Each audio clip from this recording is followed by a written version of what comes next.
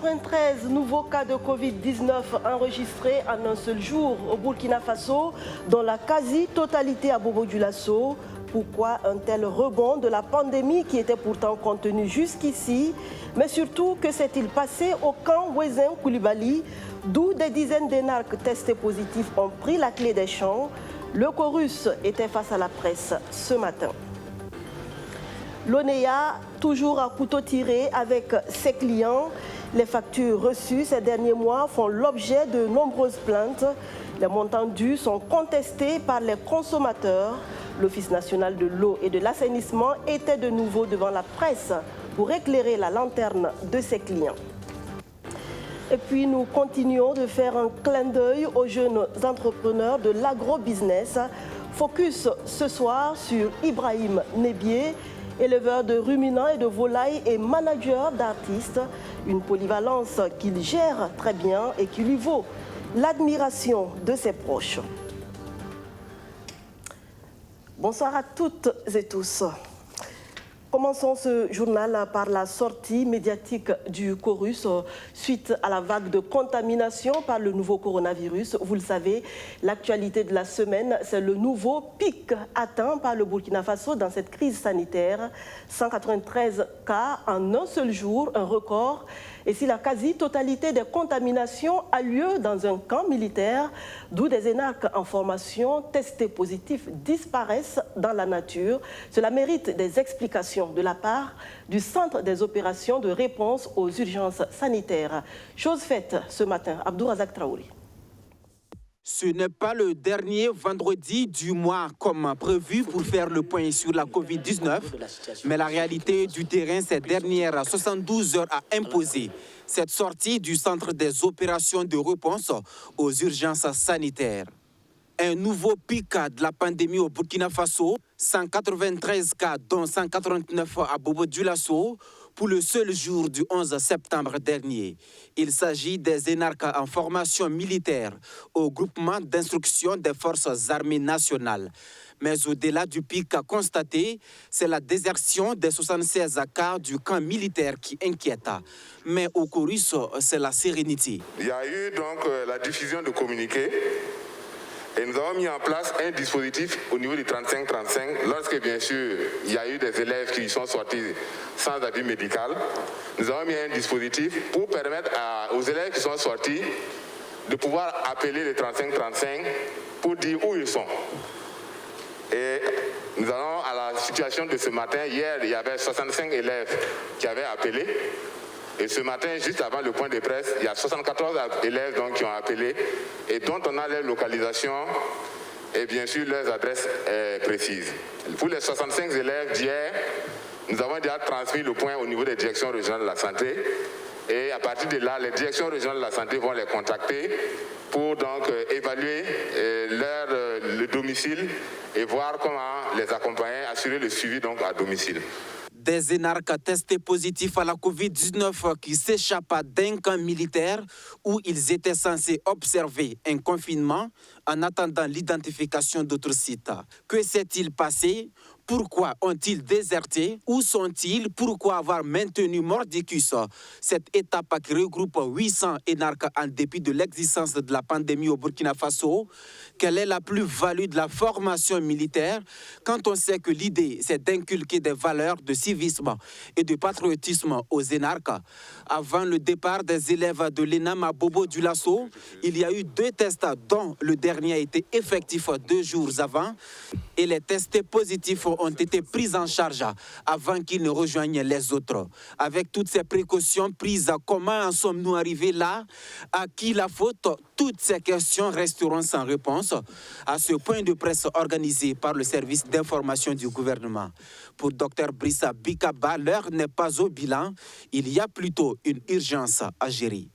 Les hôteliers, la fêtière des hôteliers, pour donc pouvoir déporter donc les équipes, les cas positifs de Bobo à Ouara. Au jour d'aujourd'hui, nous avons pu déporter effectivement 99 cas qui sont logés donc dans des sites d'hébergement et nous allons faire le suivi donc dans ces hôtels-là. À Bobo-Dioulasso, il y en a 56 qui sont donc au niveau donc, des sites de l'Institut et qui seront suivis à partir de ce niveau parce que nous avons eu des difficultés pour avoir des hôtels au niveau de la ville de Bobo-Dioulasso. Avant même ce regain, Bobo-Dioulasso enregistrait déjà une hausse des cas. Les hauts bassins qui prennent le flambeau en termes de nombre de cas. À la date du 15 septembre 2020, 536 cas restent actifs au Burkina Faso. Le Chorus appelle au respect des mesures barrières pour éviter un rebond de la maladie. La Covid-19 et ses mesures de restriction qui auront plombé le secteur économique. Pour soutenir les entreprises touchées par les effets pervers de la pandémie, le gouvernement avait dégagé 100 milliards de francs CFA. Où en est-on avec ce processus d'accompagnement? Un tête-à-tête hier entre l'exécutif et le secteur privé a permis aux deux entités de dresser un bilan. Un tête-à-tête qui s'est voulu une réunion préparatoire à la 3e édition de la rencontre gouvernement-secteur privé annoncée pour le 21 septembre prochain à Bobo-Dioulasso. Justin Amonto. Des difficultés diverses et dans un esprit patriotique. Gouvernement, secteur privé, ensemble pour parler des préoccupations économiques. Une session du comité de pilotage du cadre de concertation et d'orientation secteur privé-gouvernement qui a permis d'adopter notamment le rapport général de la mise en œuvre des recommandations de la rencontre gouvernement-secteur privé de 2019. Cette session du comité de pilotage du cadre de concertation entre le secteur privé et le gouvernement a permis d'adopter les différents rapports depuis notre dernière rencontre, notamment donc le compte rendu de la session passée.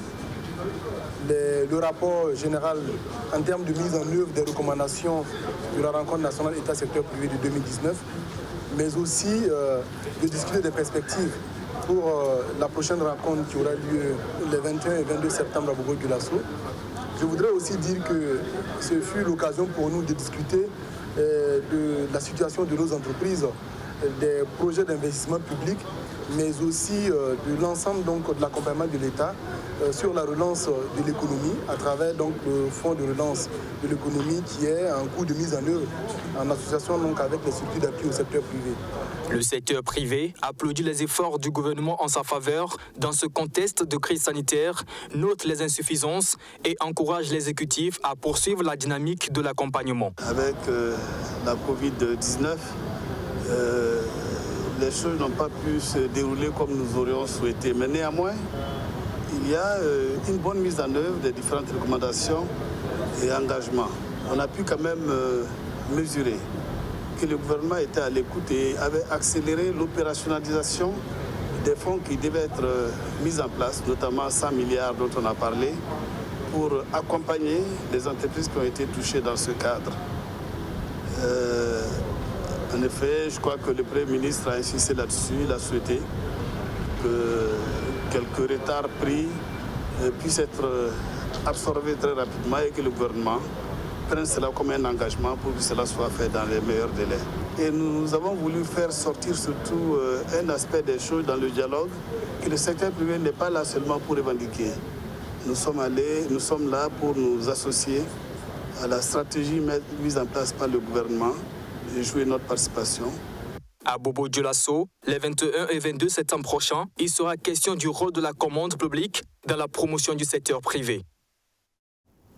La pandémie de la Covid-19 qui n'aura épargné aucun secteur, elle est peut-être à l'origine de l'augmentation de la consommation d'eau des abonnés de l'ONEA.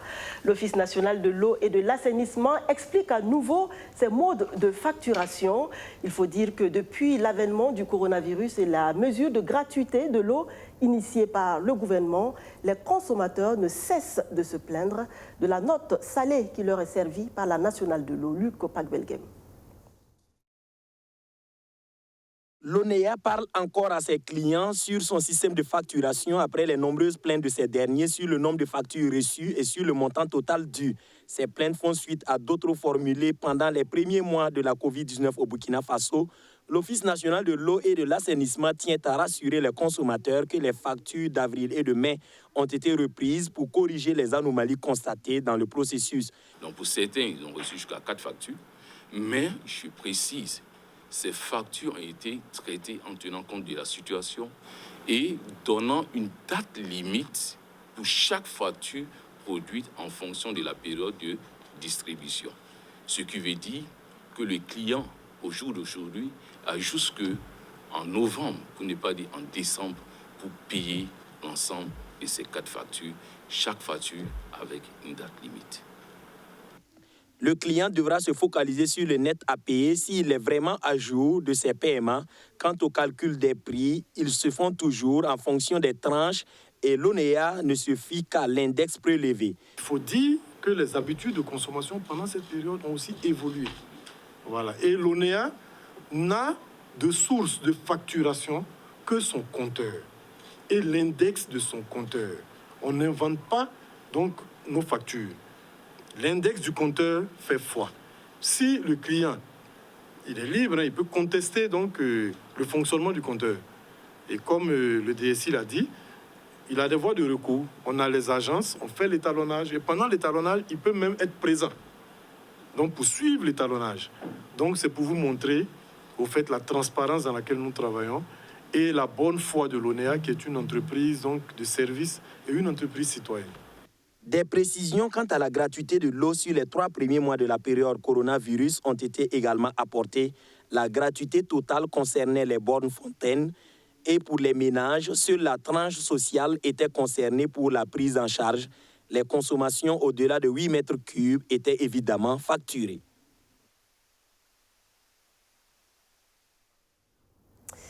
Crise sécuritaire et sanitaire face à l'adversité, le Burkina Faso peut compter sur le CICR, le Comité international de la Croix-Rouge.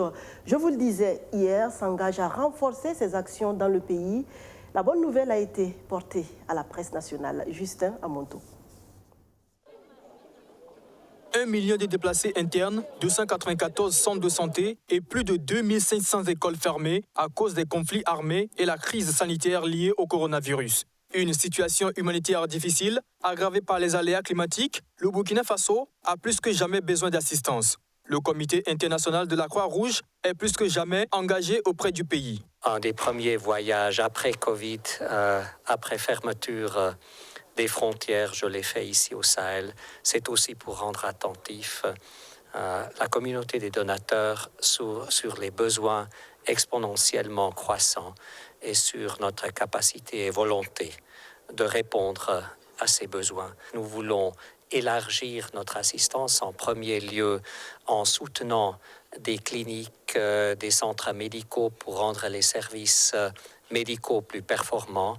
Deuxièmement, certainement, à améliorer l'accès à l'eau. Troisièmement, nous allons élargir nos activités sur les fragilités alimentaires de populations affectées.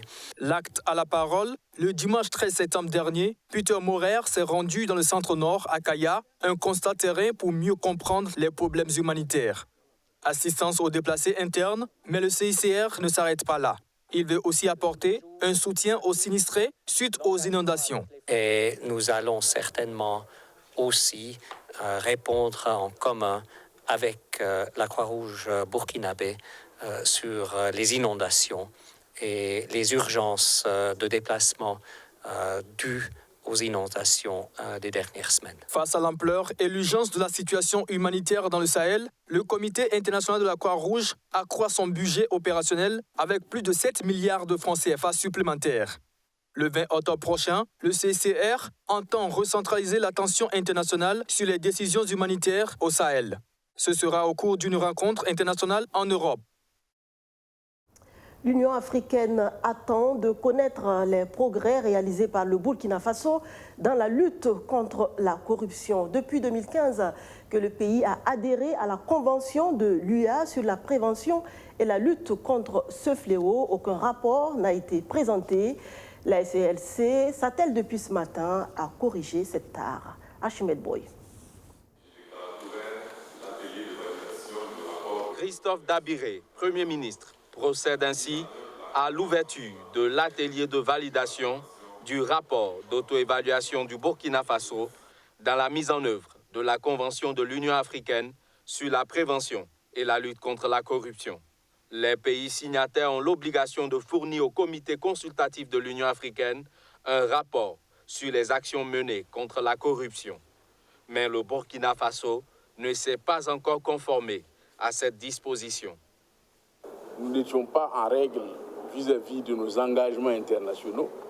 Et donc, c'est pour cela qu'au niveau de la SELC, avec le concours de notre compatriote qui est au niveau du comité consultatif et qui a veillé à ce que nous soyons en conformité avec la Convention, nous avons entrepris de faire cette évaluation, alors que nous sommes en règle vis-à-vis de la Convention des Nations Unies. Et curieusement, nous n'étions pas en règle vis-à-vis de la Convention de l'Union africaine. Et voici l'un des points sur lesquels le Burkina Faso travaillera pour se conformer à la norme africaine.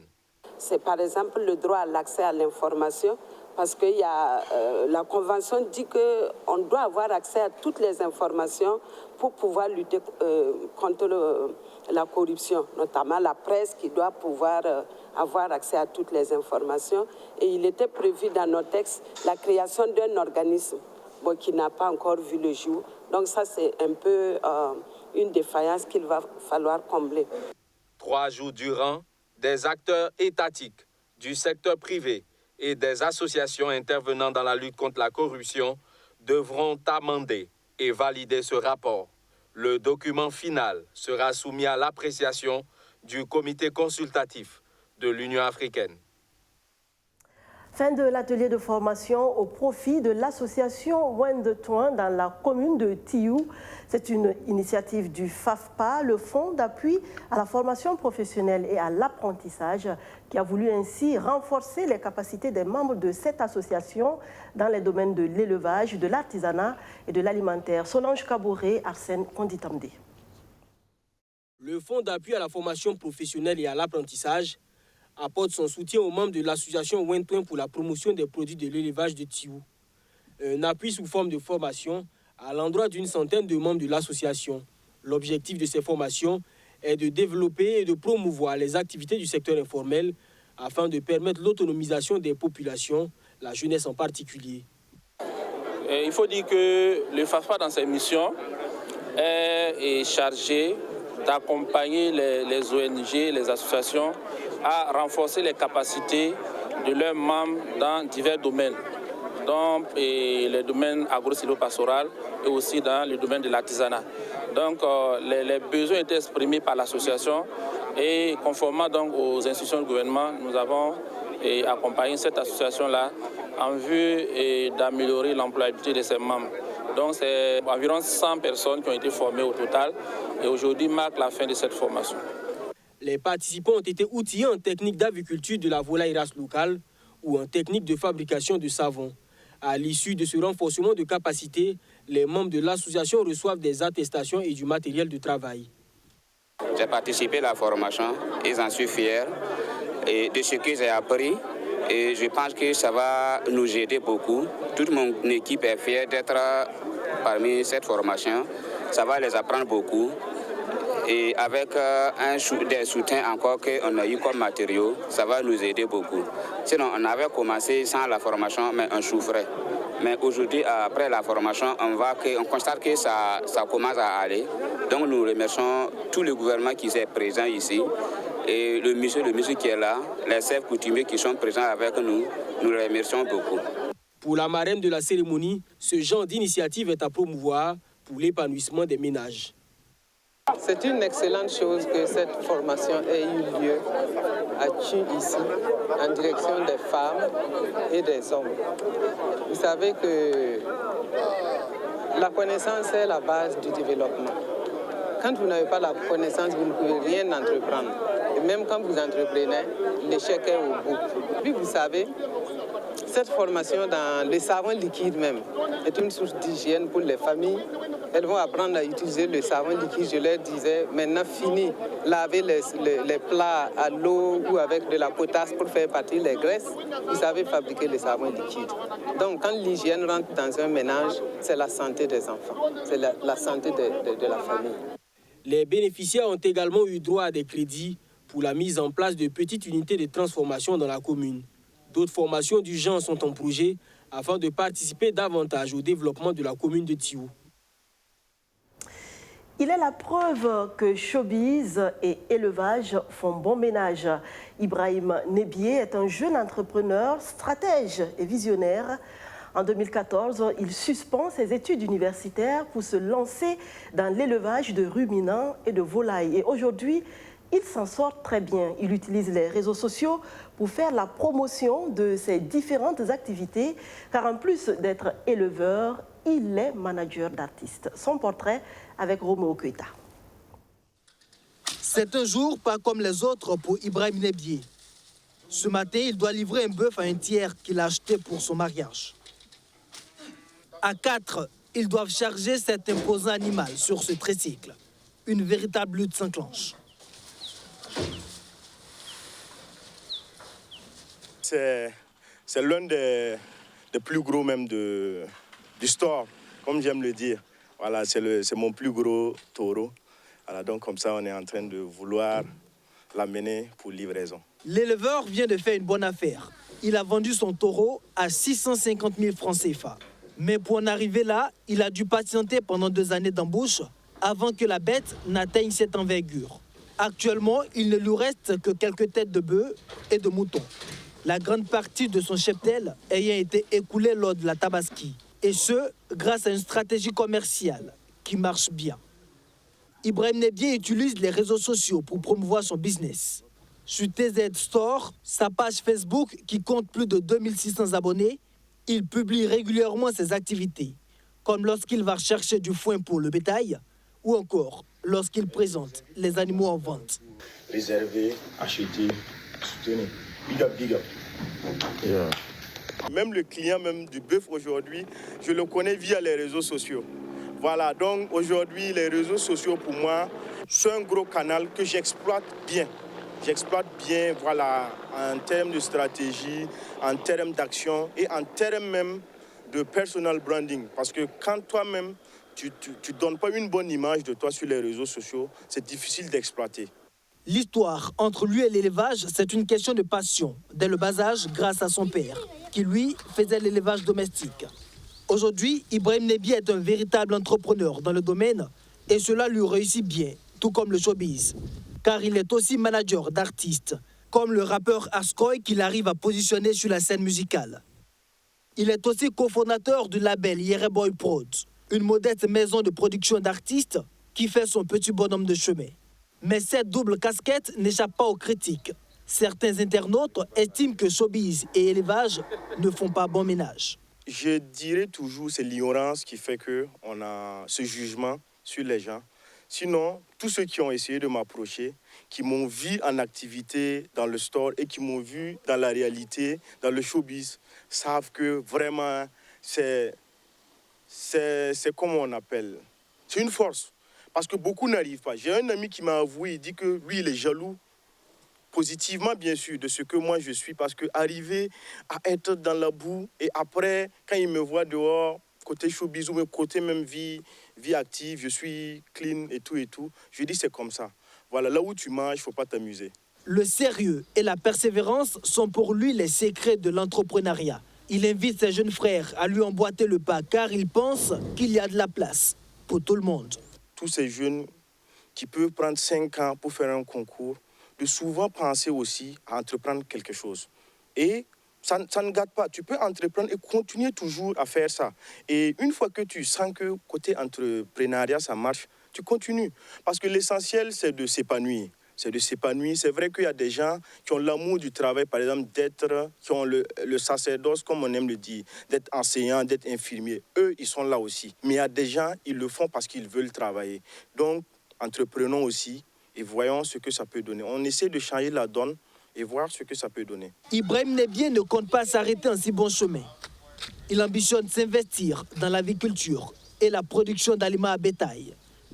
Il envisage aussi reprendre ses études qu'il a stoppées il y a 4 ans, alors en 2e année au département de communication et journalisme de l'université Joseph Kizerbo, devenu hypermique. Pour lui, c'est la preuve qu'il n'est jamais trop tard pour bien faire.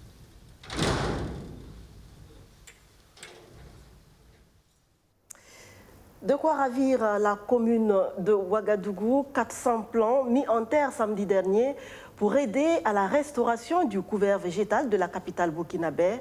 C'est le groupe AGE qui manifeste là son caractère éco-citoyen. Alexis Bilemnaba. Le groupe AGE s'engage à la réhabilitation de la ceinture verte de la commune de Ouagadougou. Ce samedi 12 septembre à Kossoguin, cette société industrielle a mis en terre 400 plants d'espèces locales sur un terrain d'une superficie d'1 hectare. Objectif, contribuer à restaurer le couvert végétal et assainir le cadre urbain de la ville. On est un opérateur économique de la place, bien sûr, mais en même temps, on est citoyen. On doit accompagner, c'est un devoir à nous à accomplir pour la génération actuelle et celle à venir. Bien sûr, c'est un début, c'est juste un début. Et on attendra dans les futures années, on va avoir une grande forêt pour compléter toute cette bande verte. On sera fiers. Et en fin de compte, c'est la nature et l'environnement qui va gagner. Et bien sûr, vice-versa, et indirectement, toute la population avec de bonnes oxygénations, avec une régulation de changement climatique. Scarlett Zongo, conseillère technique environnement auprès du maire de Ouagadougou, se réjouit de l'accompagnement du groupe AGE pour la réhabilitation du couvert végétal de la ville. Aujourd'hui, il s'agit de fédérer les entreprises citoyennes autour d'un projet porteur qui est Ensemble bouclons la ceinture verte. Le groupe AGE est une entreprise citoyenne qui nous accompagne pour l'amélioration de la qualité de la vie en ville, notamment à travers la plantation, le reboisement de la ceinture verte, mais également à travers des dons de poubelles et autres activités éco-citoyennes. Donc nous sommes vraiment très fiers et très heureux que de telles entreprises puissent nous accompagner, et nous lançons également un appel aux autres entreprises qu'elles fassent de même pour que Ouaga soit belle et verte. Ce projet de reverdissement de la ceinture verte a une durée de 5 ans. Le groupe AGE promet d'entretenir ses plans. Ensemble, investissons pour boucler la ceinture verte de Ouagadougou pour une gestion optimale de notre cadre de vie, gage d'un développement durable. C'est l'appel du Dr Eli Elias à l'endroit de la population. Hors de chez nous, le Mali pleure son ancien président. Moussa Traoré, qui a dirigé le pays de 1968 à 1991, est décédé ce mardi à l'âge de 83 ans. Moussa Traoré, arrivé au pouvoir après un coup d'État militaire contre Modibo Keïta, a lui-même été renversé par Amadou Toumani Touré en 1991. Son décès survient alors que le Mali vient de connaître son 4e coup d'État depuis son accession à l'indépendance. La situation du Mali au cœur d'un sommet extraordinaire de la CEDEAO ce mardi à Accra. L'espace communautaire presse les militaires au pouvoir depuis le 18 août dernier de passer la main aux civils pour une transition. L'avenir du Mali se joue actuellement à Accra. La junte militaire rencontre depuis mardi les chefs d'État des pays voisins de l'Afrique de l'Ouest avec l'objectif de trouver un terrain d'entente alors que le pays souffre de l'embargo de ses voisins et de la montée des extrémistes islamiques qui ont pris le contrôle des principales villes du nord du pays. Les terroristes profitent de la situation pour renforcer leur pouvoir. La junte militaire aurait déjà dû mettre en place un nouveau gouvernement au Mali, mais cela n'a pas été fait. Et les derniers événements doivent nous pousser à régler le plus rapidement possible la situation. Je suis convaincu que cette nouvelle rencontre entre les représentants de la communauté de la CEDEAO et les chefs militaires à Bamako va nous permettre de trouver une solution définitive. Pour lever définitivement les sanctions qui touchent durement le peuple malien et mettent en péril l'économie du pays, la CEDEAO demande au chef des militaires, le colonel Assimi Goïta, de favoriser la mise en place d'un pouvoir civil en attendant l'organisation de prochaines élections nationales. La grande mission de notre vie, c'est la quête du bonheur. Ne jamais oublier que chacun de nos actes, chacune de nos décisions doivent avant tout contribuer à nous rendre plus heureux. Sur cette pensée de la journaliste et écrivaine française Catherine Rambert, je vous dis merci et à demain pour d'autres actualités sur BF1.